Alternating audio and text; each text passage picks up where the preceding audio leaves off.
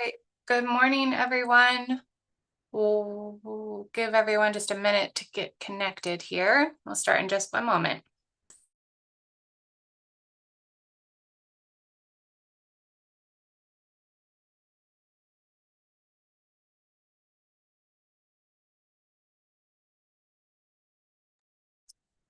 All right, good morning and welcome to docket number 240802, the annual residential renewable energy solutions program review for year 4. We're here this morning for a technical meeting in this matter. My name is Chairman Marissa Gillette. I'm joined by several colleagues this morning. I have the Vice Chairman Jack Kokoski, Commissioner Michael Karen, and Commissioner David Arconti.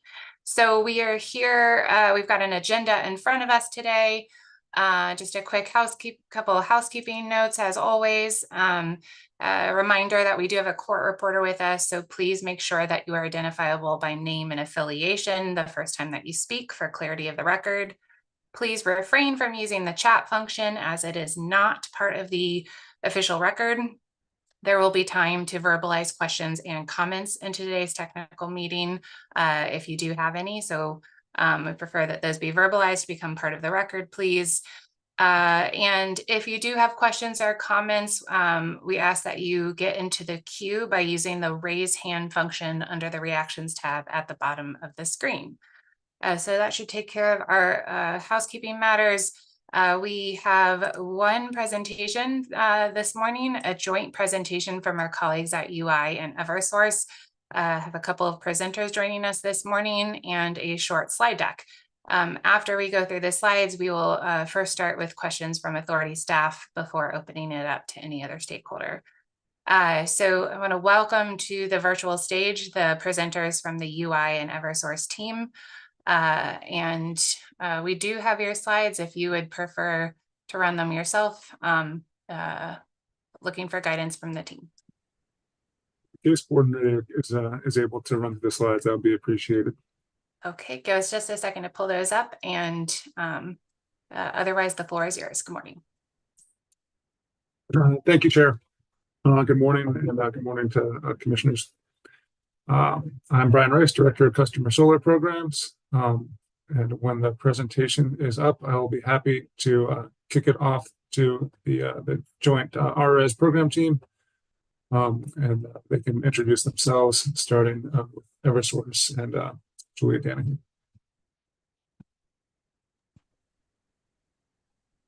Thank you, Mr. Rice. I'm Julia Danahy, Program Manager at Eversource for the RS program. And we can kind of get right to it. So next slide, please. So we have 3 topics prepared to present on today. The program manual updates for 2025, the proposed application fees, and then wiring diagrams. Next slide, please. All right, so we wanted to highlight some key program manual updates for next year. So the first one is that we removed the option for a Department of Energy home energy score. So this had been offered as an alternative to the home energy solutions assessment requirement in the case that a health and safety barrier prevented that HES audit from being able to be completed.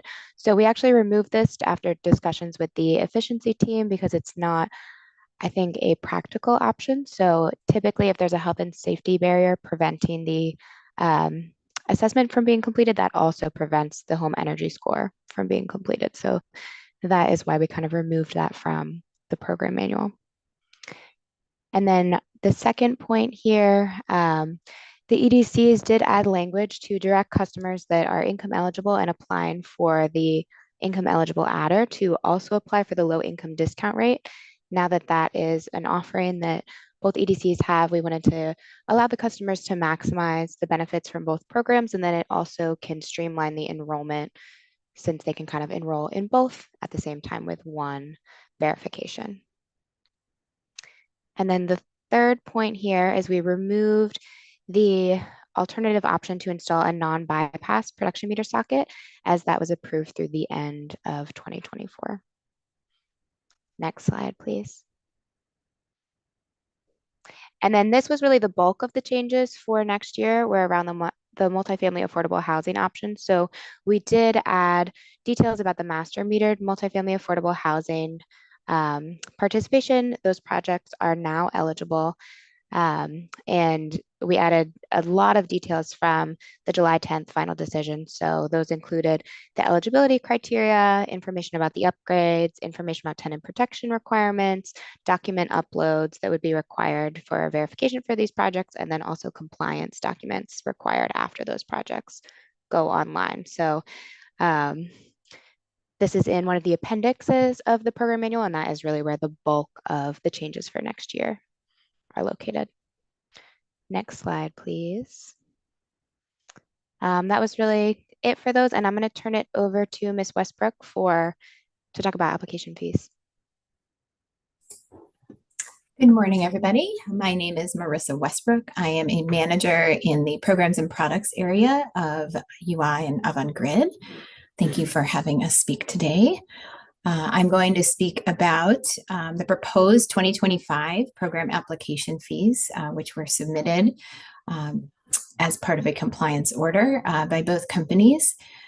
And I'll note here that for the first 3 years of the RES program, so 2 key points that we've focused on, one key point that we focused on across the utilities for the application fee is trying to maintain the fee to be consistent statewide. And so in the first 3 years of the program, that fee was consistent across both territories at $129 per application fee. And we had set the tariff payment beneficiary change fee at $22. In looking this year at our filing, we first were asked to also consider the estimated cost of the ombudsperson in the administrative fees and subsequent application fee that we are setting. So that's one factor that we looked at. And secondarily, of course, we were looking at the overall administration costs of the program that came out to a per application cost.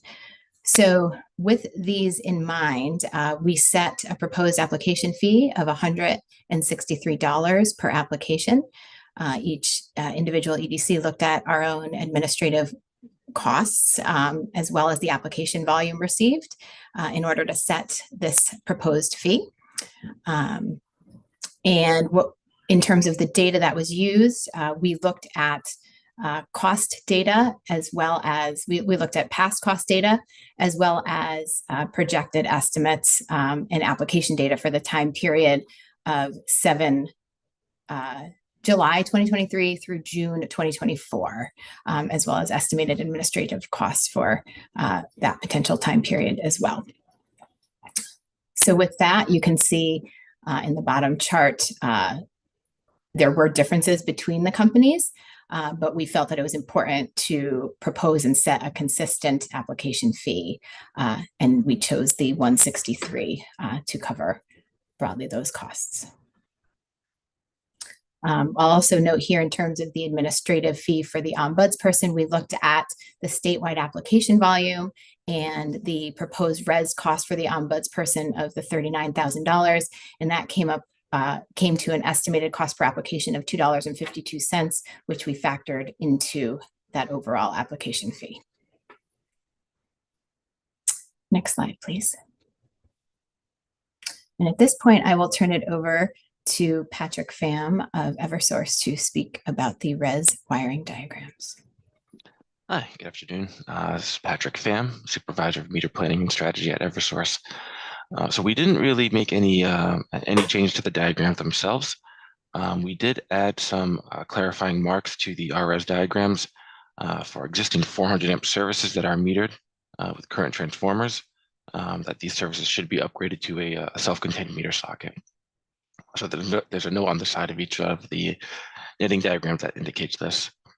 And I know no one from UI is on, but for UI, they did add a clarification around the new solar system paired with energy storage as an optional solar if participating with the battery program. And this was to clarify some of the questions on incorporating battery storage with solar on multifamily homes. Next slide. So that actually covers the topics kind of that we were prepared to present on today. Thank you very much. So we're going to turn first to questions from Mr. Arpin, please, on Pure Staff. Thank you, Madam Chair. I'd like to thank the EDCs for their presentation today. Mr. Bumpin, could you please turn to slide 4?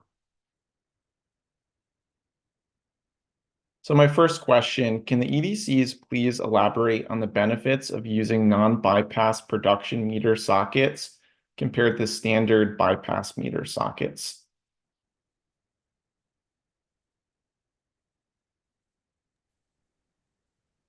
So I'll jump in. That question would be best addressed by subject matter experts in meter operations who were not planning on participating in today's technical meeting. Some may be on, and perhaps for Eversource they can jump on and explain. However, I think the EDCs have previously explained the differences between non-bypass and bypass sockets, and the advantages that the companies see from an operational standpoint in the use of a bypass socket. I think the more complete way to answer this question would maybe be to commit to supplementing in response to a future interrogatory, or maybe if there's time during the technical meeting, we can come back and either have staff be prepared to jump on or refer back to previous filings. I appreciate that response. Thank you, Mr. Rice. So there's a similar question here, and it's okay if this would be better directed towards subject matter experts, perhaps at another time. But I was wondering whether the EDCs could explain why non-bypass production meter sockets, despite their successful use in previous program years, should be removed from the program now. Again, I'll do my best as a non-subject matter expert, but the allowance for non-bypass sockets was always intended to be temporary. When the program was launched, it was launched with a requirement for bypass sockets to be used, consistent with existing EDC requirements. But at the time, there were concerns expressed by installers on the availability of bypass sockets due to supply chain constraints. This was in the 2022 time period. So in response to those concerns, and in order to ensure that temporary supply chain constraints didn't negatively impact the RS program, the EDCs did include a temporary allowance for non-bypass sockets to be used. But again, it was always intended to be temporary. And that temporary period was agreed to come to an end at the conclusion of 2024. Thank you, Mr. Rice. Does UI have anything that they would like to add on that topic? Yes, this is Marissa Westbrook. I would say that our response is consistent with what Mr. Rice presented. Thank you. Mr. Bumpin, could you please turn to slide 5? So my next question, could the EDCs please elaborate on why lease addendums should be submitted as compliance filings after completion rather than at the time of application? So the idea here, and I think we did have kind of someone on our group discuss with this, kind of is more knowledgeable, more subject matter expert than I am, but I'm under the impression the idea is that the managers would not want to kind of change the leases before approval. So kind of going through the process before you're even approved for a project and before you've submitted that application to change all of the leases with tenants in a building was kind of too big of an undertaking to require kind of upfront. So an alternative would be to require that they do that and then show the compliance after the fact once the project is completed, rather than making them make those changes before they even know if they're approved to move forward with the project. I appreciate that response. So following up on that, do the EDCs anticipate that there'd be any tenant protection issues that might arise from allowing lease addendums to be submitted after completion rather than at the time of application? I think this question, it could be good to have the working group kind of weigh in as well. But as long as those requirements are kind of stated up front and projects would kind of know based on the details in the program manual that this is required and that they would have to kind of prove that following project completion, I would think that that would suffice. Thank you for that response. Does UI have anything that they would like to add on that topic? No, thank you for the opportunity. UI is consistent with that response. We've jointly been participating in the multifamily working group, which largely set these parameters together through that working group process. So this came as the broad suggestion through that process. Thank you. Mr. Bumpin, could you please turn to slide 7?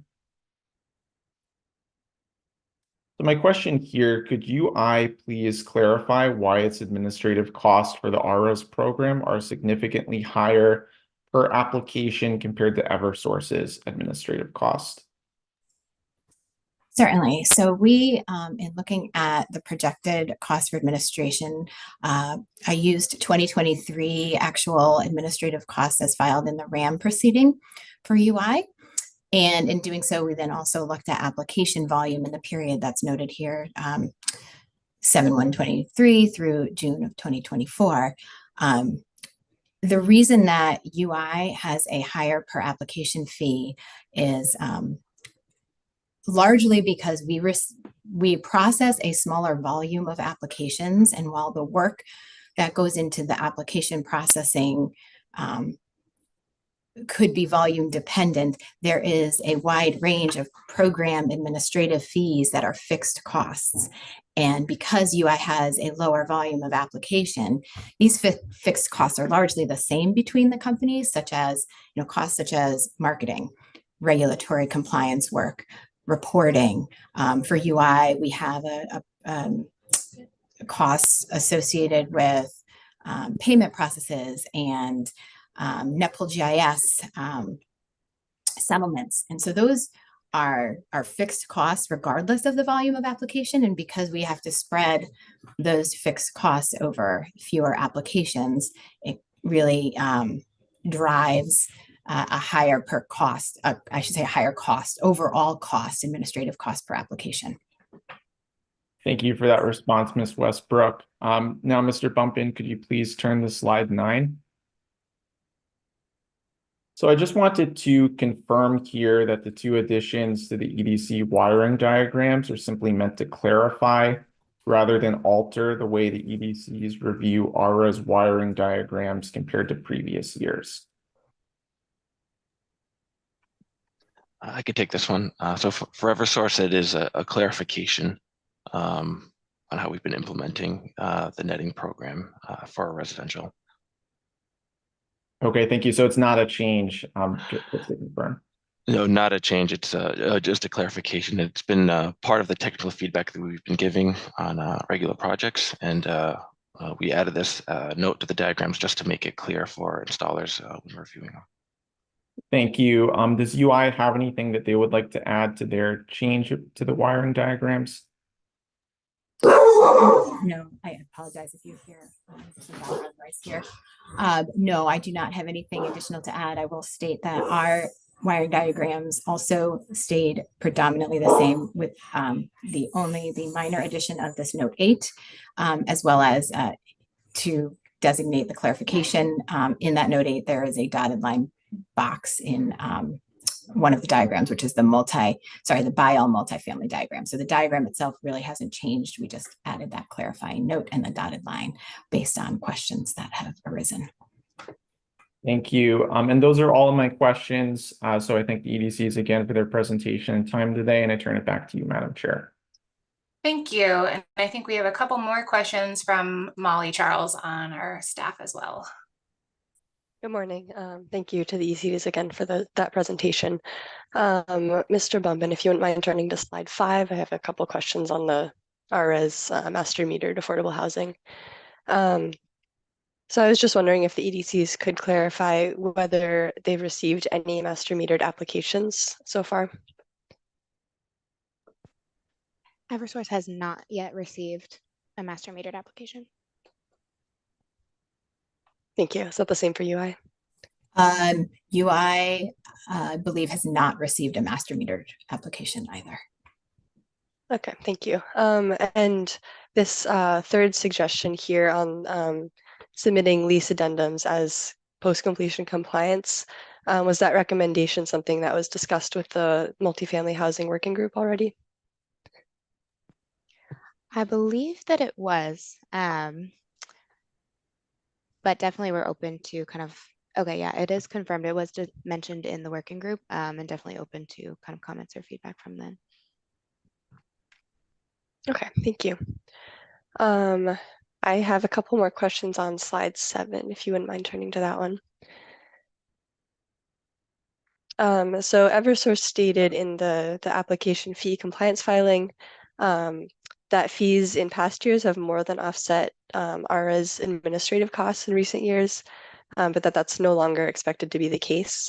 So I was just wondering if both EDCs could clarify whether, or specifically if Eversource could clarify whether administrative costs this year have been under recovered or over recovered from application fees.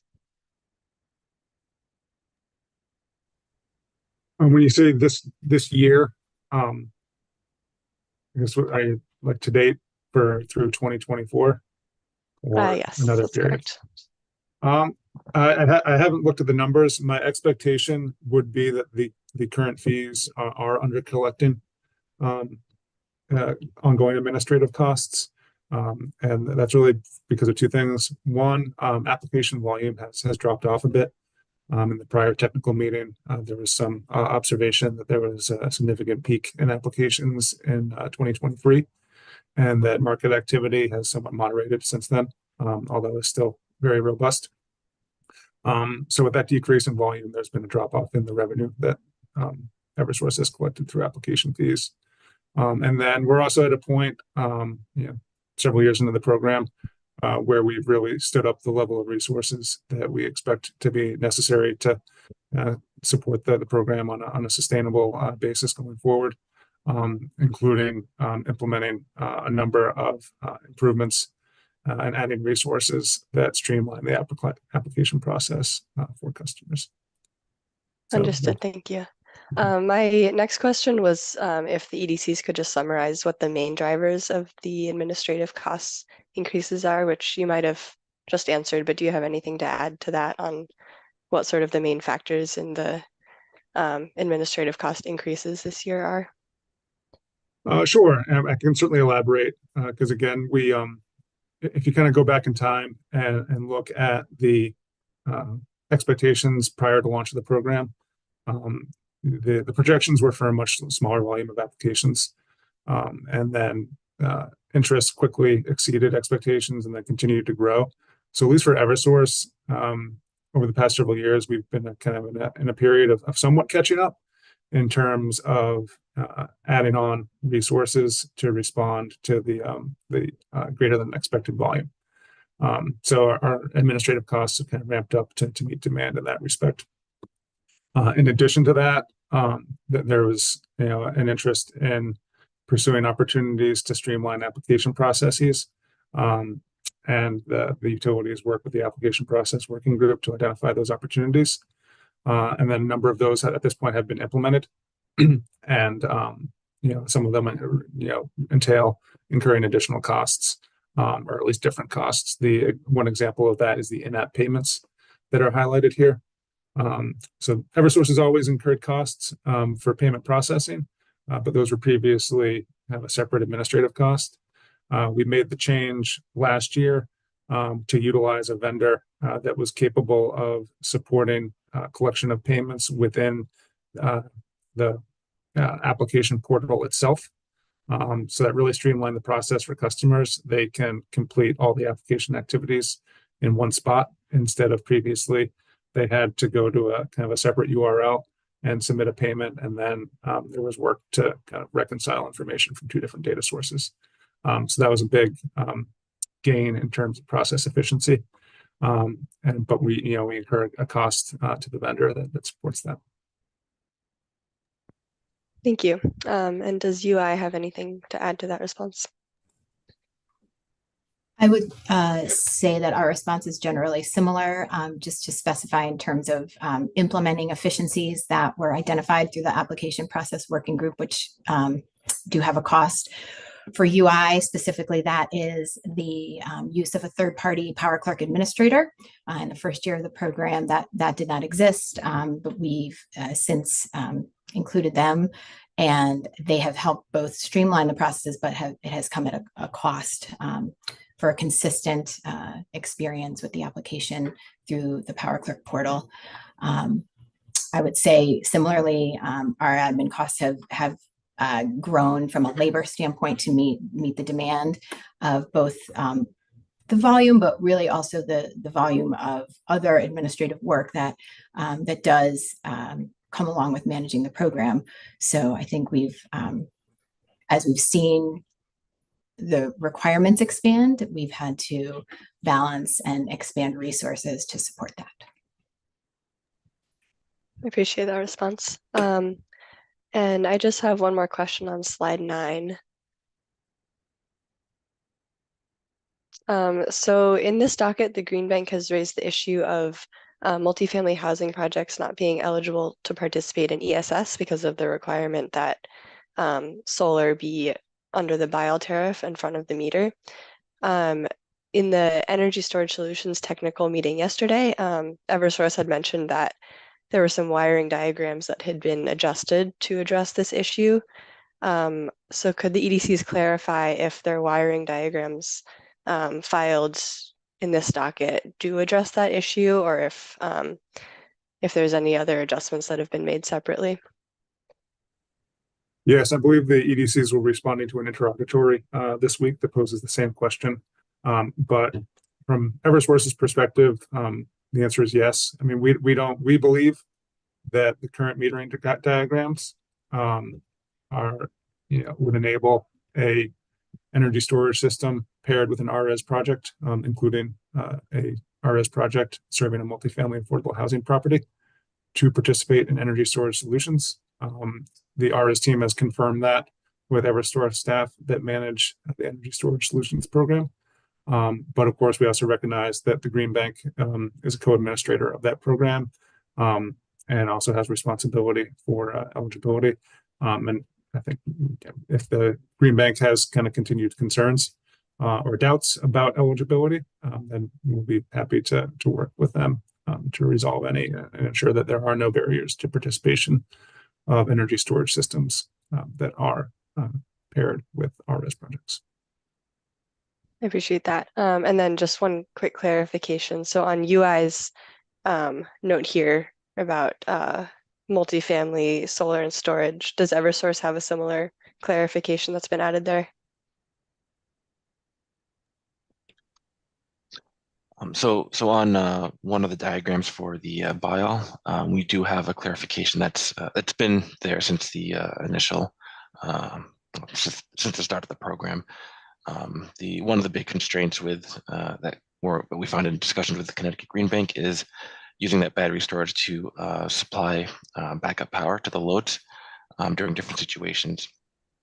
So on the drawings that we have, we do have a note that stated that additional equipment may be needed for providing backup, but we didn't explicitly state what type of equipment, as it's customer-owned equipment that would be in charge of managing the control scheme. So we do have a note that states additional equipment may be needed, not a drawing specifically showing what equipment and how to use it, since it is customer-owned. Okay, thank you. And I believe that's all my questions. So thank you for your time this morning. I'll turn it back to you, Chairman. Excellent. I think that concludes peer staff questions. I just want to remind folks that if they have questions or comments on the presentation, invite you to enter the queue by using the raise hand function under the reactions tab at the bottom of the screen.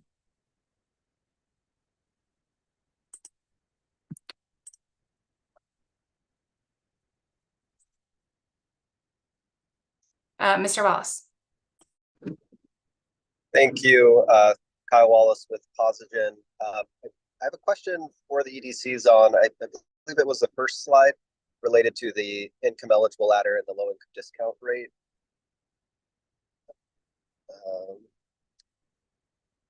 Yes, just wanted to clarify the second point there. Is this a change, or is this just making the program manual consistent with the current practice? Because my understanding is today, if a customer is not already on an income eligible program or the low income discount rate, and they want to apply for that using certain documentation, they're already kind of passed over to those other programs to qualify. And then also a second kind of related question is, while that process is occurring, will the applications be put on hold, or how will the installer know when the customer has completed enrollment in the low income discount rate? Yeah, so I can answer on the Eversource side. So I would say it's more of a clarification and suggestion than a true program change. So this definitely would streamline the process if we can kind of enroll the customer in both, as we already have teams and systems built in to do those verifications for the low income discount rate. I think on the Eversource side, we have been working with customers to accept alternatives, but that definitely takes additional time. So I think we can continue to do that, but wanted to suggest that they kind of go through this more streamlined path. And then I'll let Ms. Westbrook answer for UI. For UI, I believe that is similar. It is meant to be a clarification to go through the more streamlined path. We do have a program manager from my team, Mr. David Hernandez, on the line, and he may be able to speak to some of the details around this for UI. Mr. Hernandez, are you available to comment on the process and whether it would put a customer on hold?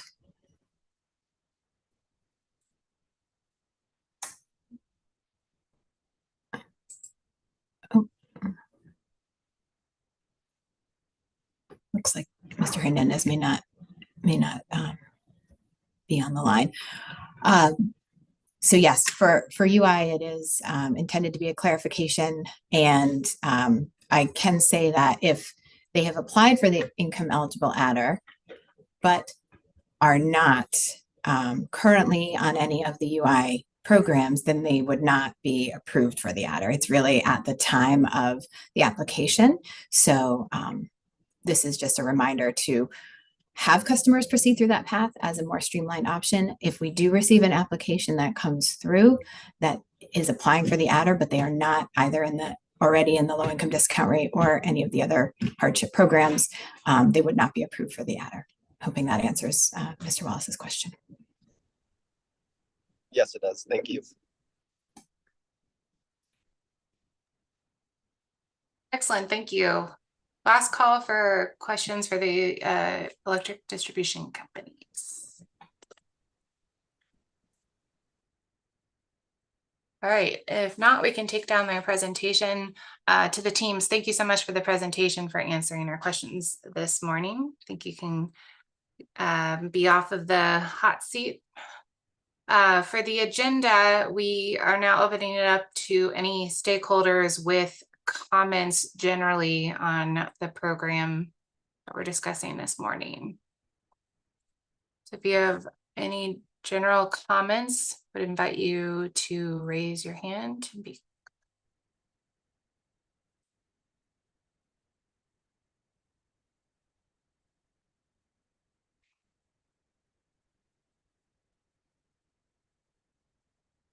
Mr. Wallace again, please. Thank you. I just had a couple of brief comments about the change for not allowing the non-bypass sockets starting in 2025. And, from our perspective, we do understand that was a temporary allowance for the non-bypass sockets based on the current metering rules for the service meters. We will note that we have seen the lead times for those types of sockets accelerate so that it's in a more acceptable range from our perspective in terms of what we need to be able to supply our installations. We think it's currently in the 30 to 60 day range, and which is manageable from our perspective. We are slightly concerned of just this is under current circumstances, current demand for the meters. And so if with this change going into effect, we are a little concerned of, will we see those lead times increase as all solar companies are going back to procuring those? That's not something I think we'll know for sure until it happens, but we would just like to maybe make that point, and that there may be warrants some flexibility if that does arise again, when the non-lever bypass socket allowance is removed. And we will note that there is an additional cost for those meters, a couple $100 on average. And we'll be providing further information through comments with the interrogatory. Thank you very much. Look forward to that. Mr. Dykes. Hi, good morning. Thank you, Chair Gillette. This is Mackie Dykes with the Connecticut Green Bank. We did receive an interrogatory about our discussions with the utilities regarding the battery and solar wiring diagrams for affordable multifamily, but I just wanted to comment here since some of the staff questions raised those concerns. They are correct that we had sort of two scenarios that we thought were currently not workable. One, the wiring diagrams do explicitly acknowledge a front of the meter solar system as required by RES and a front of the meter battery that could that both of those which could be islanded during a time when the grid is down. However, the concern with that scenario is that a front of the meter battery is not eligible for the ESS program. We've internally had discussions about that, and I believe in that ESS docket a change is proposed to address that issue, so that configuration would be economically feasible. The other scenario, which we were envisioning, would be a front of the meter solar as required by RES and a behind the meter battery, which would allow a property where there are demand charges to realize demand charge reductions.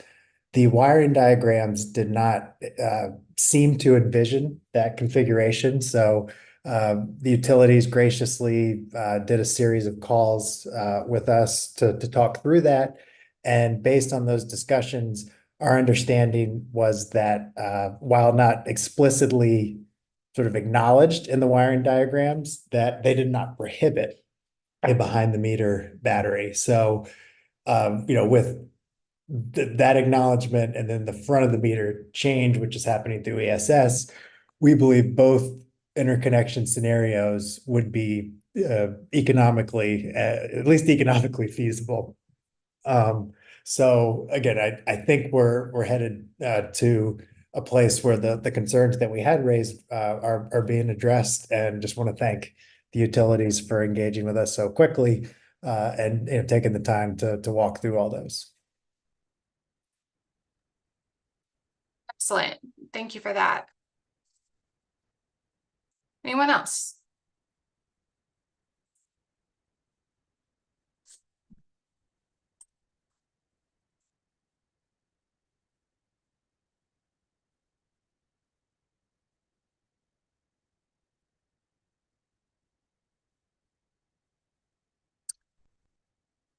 All right.